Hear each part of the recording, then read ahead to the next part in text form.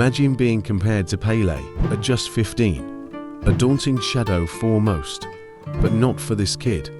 Real Madrid didn't hesitate to drop a staggering €70 million on him, believing he was the next big thing. But in an era where wonder kids are groomed by elite academies and marketed as the next global stars, how did this young talent, Endrick, stand out? The skepticism was rife, and many thought he was just another overhyped prodigy, a marketing machine's creation. But as the world soon discovered, Endrick was far from a manufactured star. He was raw, real, and driven by something deeper than fame and fortune. Let's dive into the remarkable journey of a boy who grew up in the favelas, honed his skills on the streets, and rose above adversity to become the next big hope for football fans around the world. This is the story of Endrick, the kid who made the football world believe in magic again. Endrick was no ordinary kid.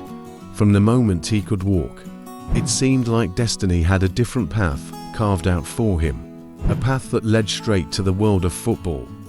But let's rewind a bit. Picture this, a little boy standing on a hilltop, carefully aiming his shots to avoid the tedious task of chasing the ball down the slope.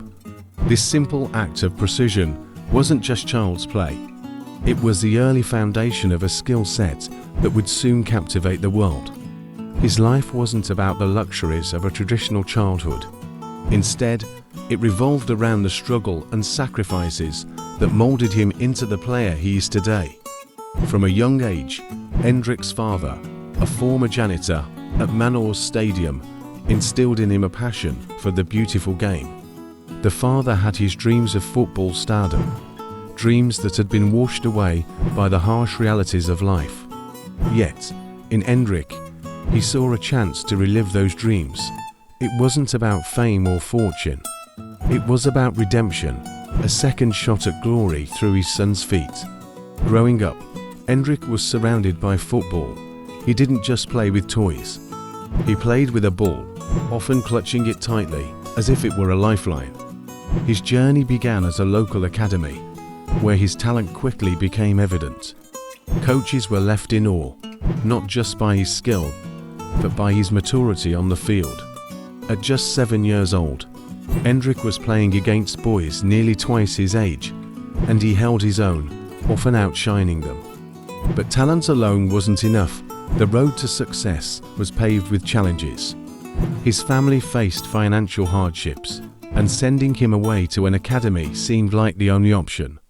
They had to make sure he had a future, even if it meant sacrificing their comfort.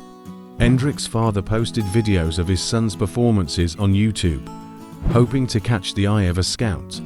It was a long shot, but it worked. Palmeiras, a major Brazilian club, noticed the young prodigy and offered him a trial.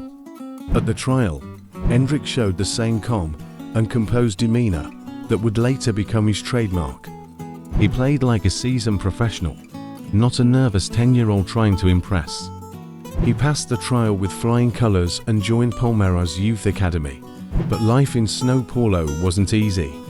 Endrick and his mother lived in a small, shared house with other young hopefuls. The conditions were harsh, and the sacrifices continued. Endrick's mother often went hungry so her son could eat, and she spent long hours waiting in a park during his training sessions. Despite the difficulties, Endrick thrived. He quickly became a star in the youth ranks, scoring goals at will and winning titles. His rise was meteoric, and by the time he was 15, he had already won multiple championships, including the prestigious Copa Snow Polo de Futebol Junior. His performances caught the attention of Europe's biggest clubs, but Endrick had his eyes set on one destination, Real Madrid. The Spanish giants had been closely monitoring his progress, and when he turned 16, they made their move. Real Madrid offered €70 million for the young star, a staggering amount for a teenager. It was a record-breaking deal that made headlines worldwide. Critics were quick to question the decision. Was Endrick worth the hype? Could he handle the pressure of playing for one of the world's biggest clubs? Endrick didn't let the doubts affect him. He continued to excel on the pitch, scoring goals and winning titles with Palmeiras. He became the youngest player to score in the Copa Libertadores, South America's premier club competition.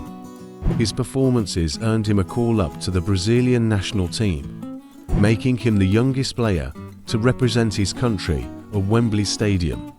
It was a dream come true, and Endrick celebrated by dedicating his goal to the late Bobby Charlton, a touching gesture that showcased his respect for the history of the game. As Endrick's final season with Palmeiras approached, the anticipation grew. The fans knew they were witnessing something special, and Endrick didn't disappoint. He scored crucial goals, led his team to another championship, and cemented his legacy as one of the club's greatest youth products. And then, it was time to leave Brazil, his family, and everything he knew to embark on a new journey in Madrid. The reception at the Santiago Bernabéu was overwhelming. 60,000 fans gathered to welcome their new star, and Endrick, overwhelmed by emotion, broke down in tears. He had finally made it to the big stage, but this was just the beginning. The journey that started on a hilltop in Brazil had now reached the world's biggest football stage. Endrick was ready to take on the challenge, and the world was ready to watch. As he prepares to don the iconic white jersey of Real Madrid, the question remains, can Endrick live up to the hype? Will he become the next great Galactico? Only time will tell. But one thing is certain, Endrick's story is far from over, and the best is yet to come. The football world is watching, and Endrick is ready to shine. Thanks for watching GoalGist. If you enjoyed this video, don't forget to like, comment, and subscribe. See you next time.